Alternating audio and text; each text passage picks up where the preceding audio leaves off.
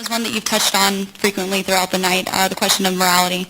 And you mentioned Richard Dawkins being an inherently moral person and speaking on morality. But I think that Richard Dawkins would propose that the altruism that we see within the human species is for the means of propagation and stability of the civilization.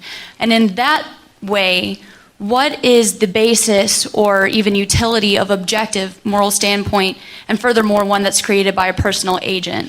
Yes, Dawkins is inherently conflicted on this. As I said, he makes statements that suggest that he believes premise one is true, that there really are no objective moral values. As I mentioned before, social animals like baboons will exhibit what looks like altruistic behavior because natural selection determines that it's beneficial in the struggle for survival. But then he turns around and makes these heated denunciations, for example, of parents who teach their children religious instruction. He says they're guilty of child abuse. He has called me an odious man because I argue for the historicity of the Old Testament narratives of the conquest of Canaan.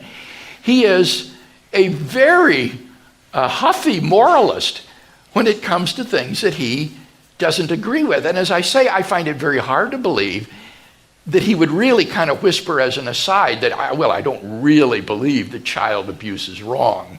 I don't really think it's wrong to discriminate and persecute homosexuals. I think he really does think these things are wrong, but that's incompatible with his atheism.